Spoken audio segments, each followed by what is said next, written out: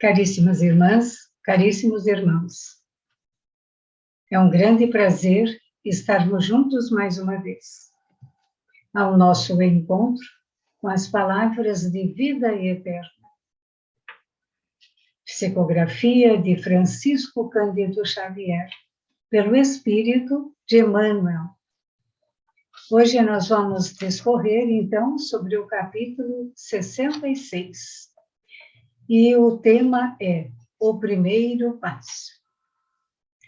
Dentro do primeiro passo, então, vamos nós aqui orarmos, agradecermos e louvarmos. Deus nosso Pai, que sois todo poder e vontade.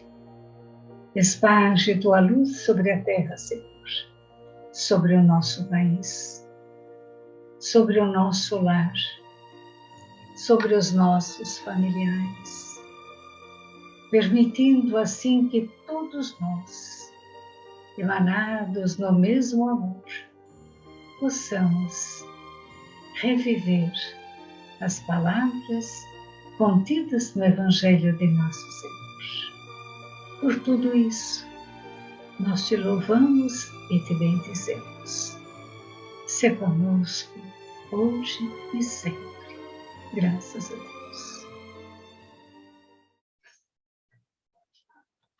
É um grande prazer estar aqui, meus irmãos. Vamos então? Mateus, capítulo 7, versículo 12. Portanto, tudo o que quiserdes que os homens vos façam, fazei-o assim também vós a eles, porque esta é a lei e os profetas. Jesus. Emmanuel assim discorre.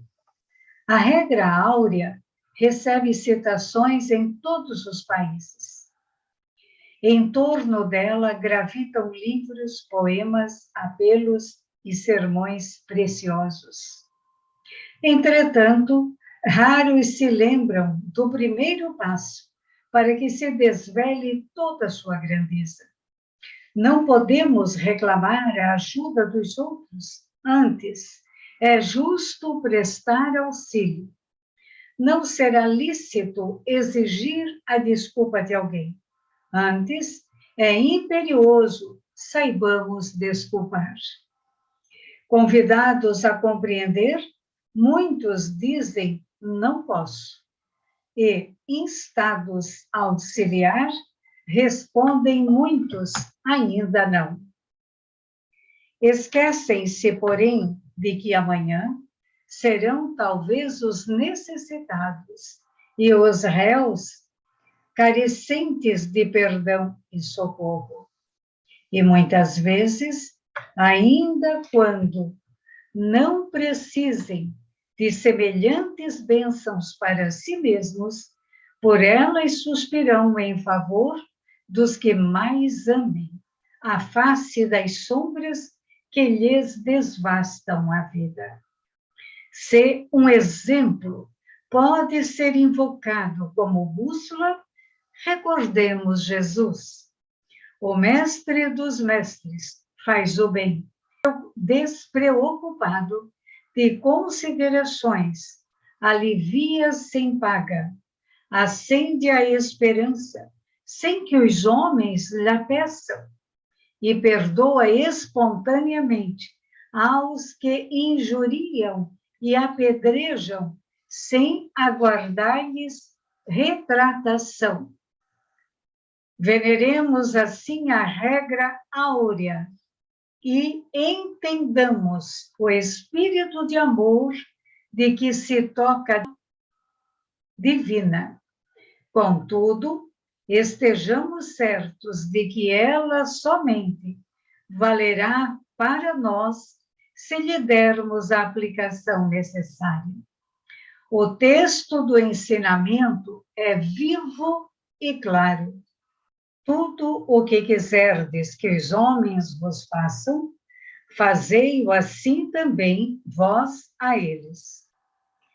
Querer o bem é impulso de todos, mas na prática do Estatuto Sublime é forçoso sejamos nós quem se adiante a fazê-lo.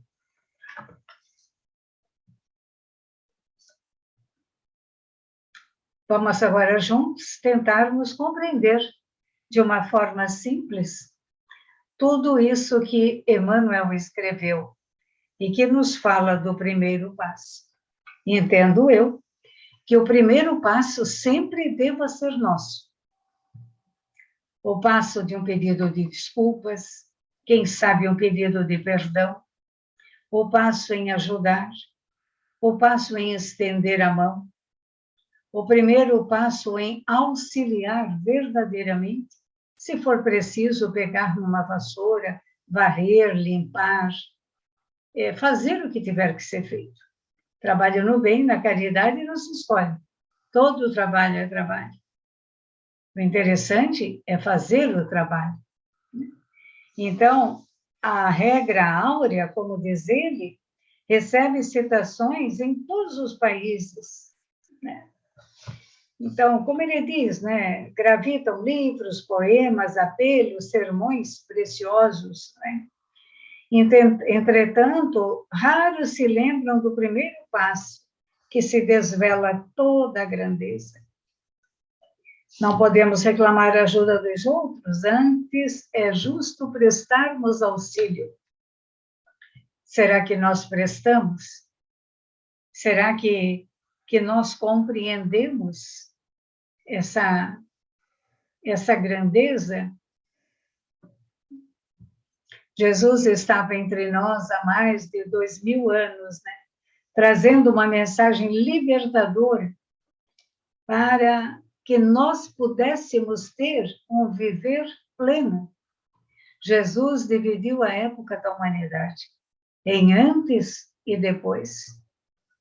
Trouxe-nos a esperança, trouxe-nos a certeza, trouxe-nos a compaixão, trouxe-nos o sentimento nobre, a nobreza dos sentimentos no perdão. Seguimos nós, até então, as leis de Moisés. Nós, cristãos, na presente encarnação, seguíamos as leis de Moisés. No entanto, Jesus veio e nos mostrou o amor, nos mostrou o entendimento. Após ele, houve um desenvolvimento, o progresso não parou mais, conforme nos ensina o Livro dos Espíritos, né? Desenvolvimento científico, desenvolvimento tecnológico, desenvolvimento em todas as áreas. Mas será que, apesar disso, o homem parou de sofrer? A pobreza deixou de existir? O mal não faz mais mal? O mal só pratica o bem? Apesar de tudo isso, o sofrimento da humanidade continua. Cada época, uma época diferente, mas a dor permeia os corações. A fome também, ela assola milhões e milhões de pessoas em todo o mundo, no nosso Brasil, em todos os cantos. Quantas vezes conversamos com uma mãe, ou com várias, que deixaram de comer, muitas vezes, para que sobrasse mais para os seus filhos. Então, a problemática, ela ainda existe. Joana de Ângeles ressalta que em todo lugar as multidões padecem e experimentam amarguras, pressionadas por indescritíveis condições de miséria orgânica, social e moral. É como estávamos conversando. A miséria, a dor continua. Jesus nos mostrou o amor. Ele trouxe a boa nova, a boa notícia, a notícia da certeza, da esperança de mundo melhor, de mundo de regeneração que hoje nós estamos falando tanto. Ele prometeu um consolador prometido e mandou para todos nós. E aqui estamos nós sendo consolados pelo Espiritismo, a morte, matando a morte, nos ensinando que a vida, que nada termina, que nós continuamos sendo como nós somos, e que vamos a lugares onde nosso sentimento é afim, onde exista realmente, onde exista as mesmas vibrações e a mesma sintonia. Então, não importam as condições sociais, econômicas, residências suntuosas ou chopanas, grandes cidades ou vilas, ou bairros muito pobres. Todos nós, na estrutura orgânica, nós nos igualamos, todos nós. No íntimo de todos nós reina sentimento muito parecido um com o outro. O sentimento da insegurança, do pessimismo, da dor, da raiva ou do ódio, do não perdão, da não aceitação, das mazelas físicas. Nós somos iguais em tudo. Só que naquela experiência terrena, uns estão na sarjeta, sem saber se amanhã de manhã terão um prato de comida durante o dia.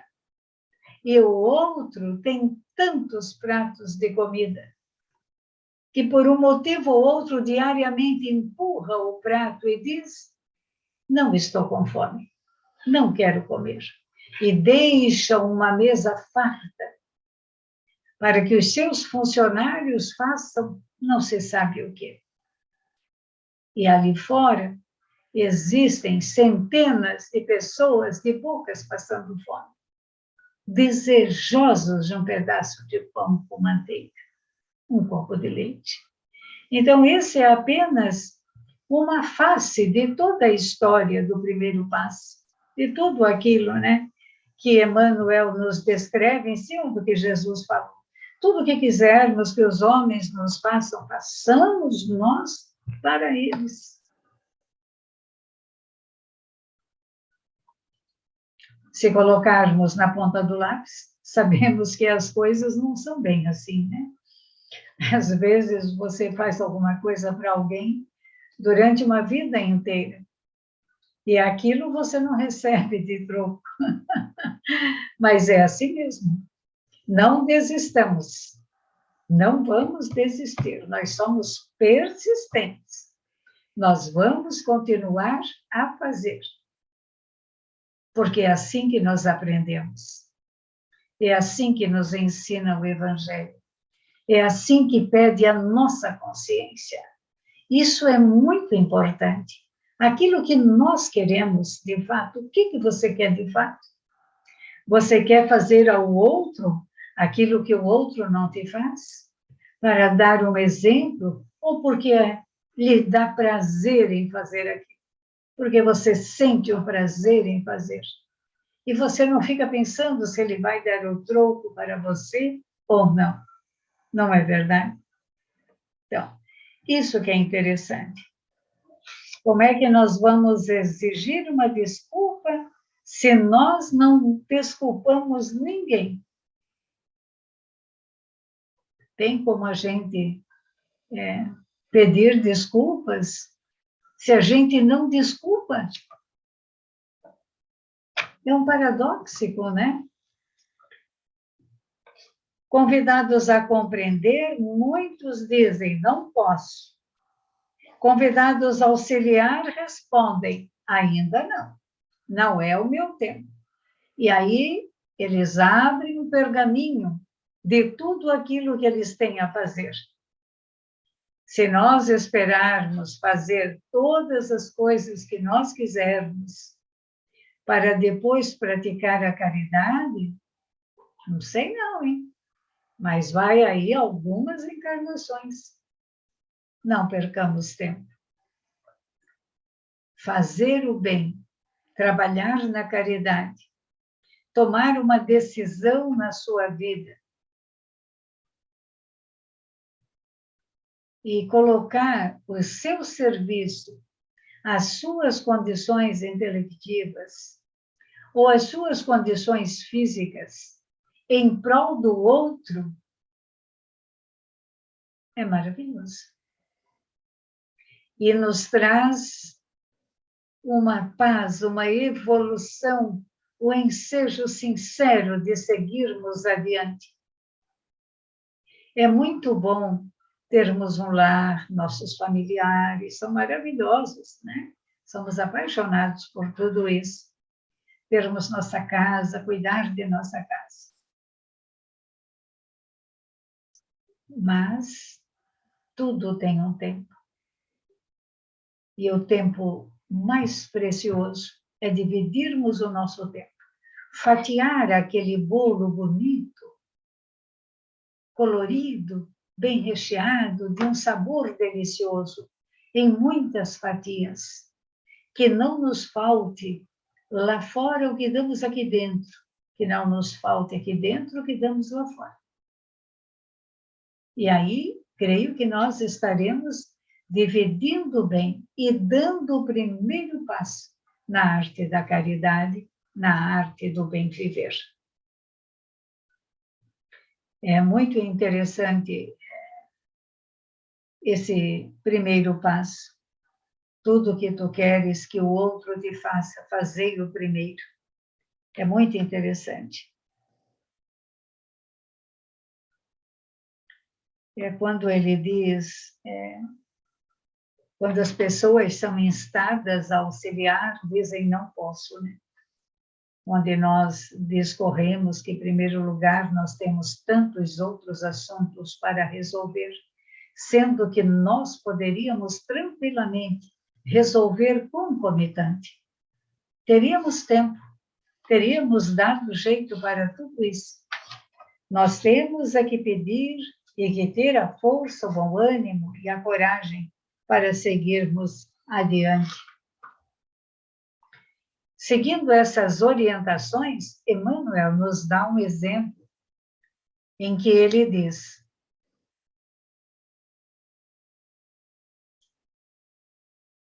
que não é justo reclamar auxílio alheio sem antes ter auxiliado.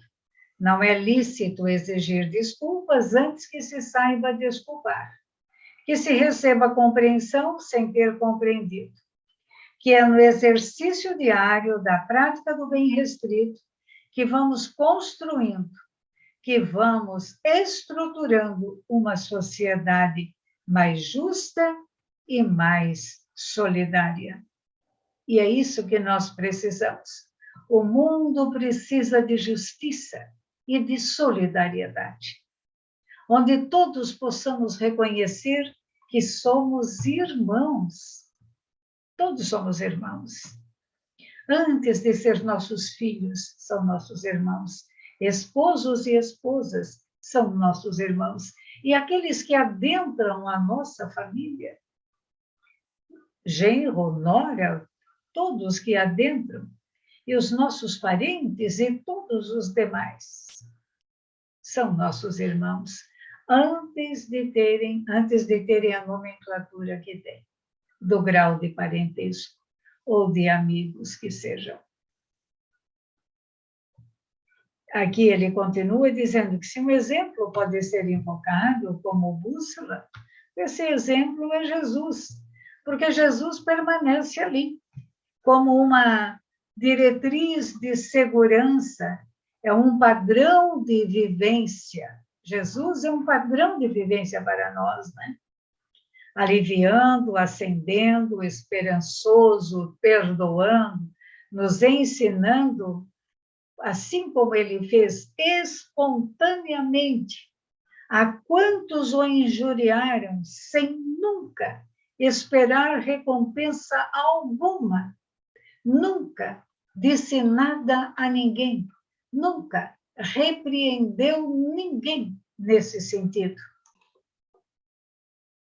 O Evangelho reitera para cada um de nós o exercício no bem incondicional, que nós possamos buscar para a nossa reflexão a figura expressiva do samaritano generoso, que passou um sacerdote, passou um levita, e quem o acolheu, o homem ferido na beira da estrada, e levou a uma pousada para que lhe aplicassem unguento em suas feridas, e ainda deixou o dinheiro e disse: eu pago a mais depois do que tiver. Foi o samaritano. E o samaritano, ele era dito esse nome se cuspindo ao lado. Quer dizer, era ralé. O samaritano não era reconhecido. Isso é interessante. E ele é o exemplo, aos olhos de Jesus, para o mundo inteiro, o mundo cristão e o mundo não cristão, que conhece como estudo filosófico a Bíblia, né? Os escritos sagrados, vão encontrar como exemplo, nesse caso, esse samaritano. Então, nós precisamos, né, praticar esse exercício no bem deixado por Jesus. A lição é bem simples. É como ensinar a uma criança. Se você quer que o outro seja gentil com você, seja gentil com ele. Se você quer do outro alguma coisa, dê ao outro alguma coisa. É uma troca, sempre. Veneremos assim a regra áurea e estendamos o espírito de amor de que se toca.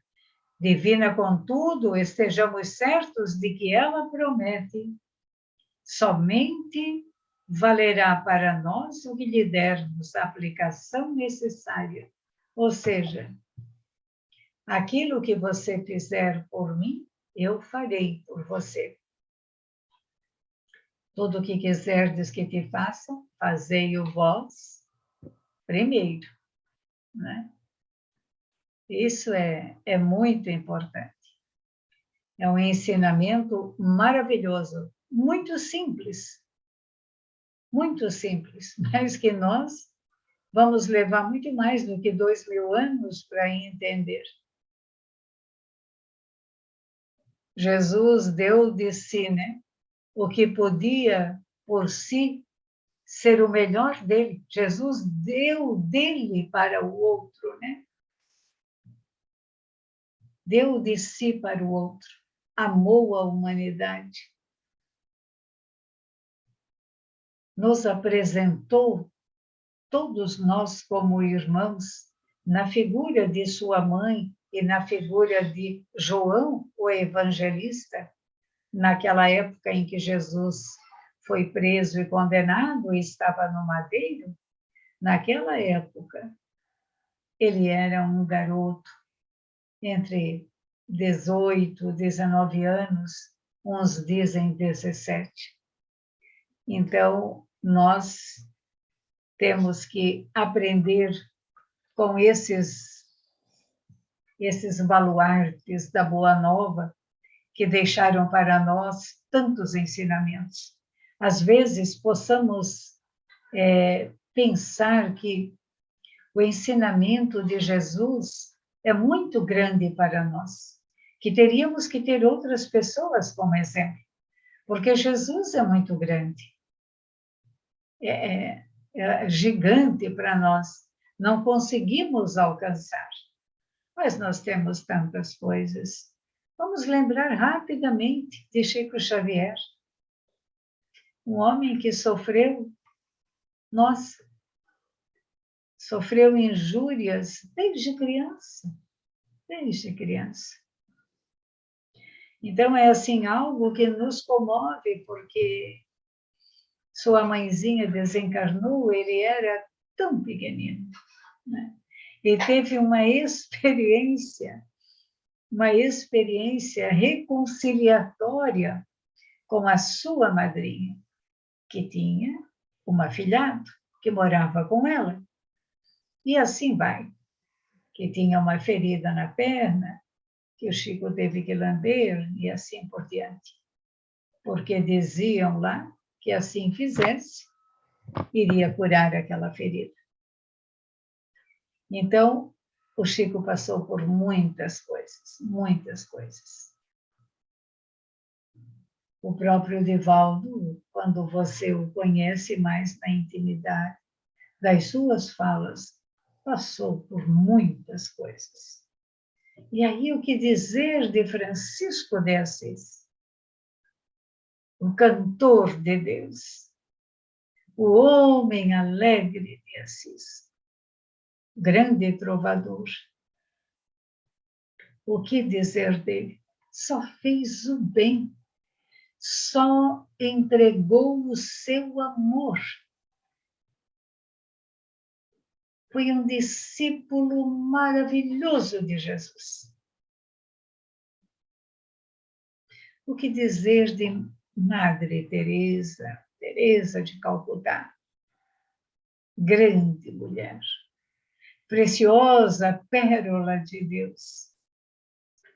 Conhecia o que era bom, caro e belo. Era de uma família rica. Era inteligente, tinha cultura, enfrentou os poderosos e conseguiu levar adiante o seu plano de ação. Ah, como nós temos exemplos, meus irmãos. E aí voltamos lá para minha casa, para sua casa. Nós também temos exemplo. Nós também somos algum exemplo. Pequenino, mas nós somos. É um começo. Todos começaram assim. Então, quando tudo o que quiserdes que os homens vos façam, fazei-os assim também vós a eles, porque esta é a lei e os profetas, como nos ensina Jesus. Há uma outra frase em que ele diz que nos toca muito o nosso viver, talvez por compromisso. É uma frase muito importante em nossa vida. Cuidai, em primeiro lugar, das coisas do meu Pai, e o resto vos será dado, vos será acrescentado, pelo acréscimo, né, da sua misericórdia. Quer dizer, cuida das coisas do meu Pai, que nada vai te faltar. Nada vai te faltar. Mas cuide das coisas do meu Pai. E é verdade, nada nos falta. Então, esse é um convite para um viver maior, para um viver em maior harmonia, um viver em maior alegria para consigo mesmo, para com o outro. Fica o convite. Que nós possamos, antes de pedir, só pedir não, oferecer, fazermos uma troca.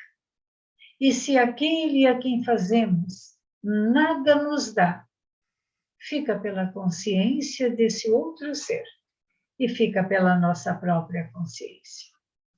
Deixar de fazer, penso que não é bom. É interessante, é importante que nós façamos a nossa parte.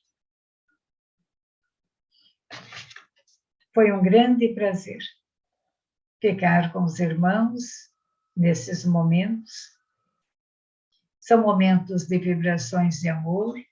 Enquanto conversamos, a espiritualidade auxilia, deixa suas vibrações para este momento registrar, emana essas vibrações para seus lares, para os nossos lares, né?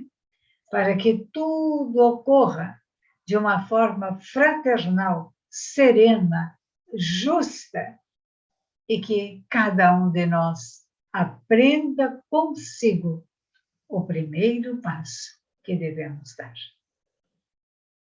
Muito obrigada. Muita paz a todos. Logo estaremos juntos outra vez. Agradeçamos agora a Jesus. Finalizamos dizendo: querido e amado Mestre, muito te agradecemos, Senhor, a sua vinda ao planeta Terra, a ser o nosso governador. Te agradecemos muito, porque estás à frente, cuidando, dirigindo essa nave. Por isso temos a certeza que jamais nos perderemos, porque o seu amor é para com todos nós. Abençoe nossos lares, nossos filhos e netos, nossos amigos, inimigos se os tivermos. Proteja-nos, amado Senhor, hoje e sempre, na graça de Deus. Que assim seja. Muito obrigada mais uma vez. Até breve. Deus te abençoe.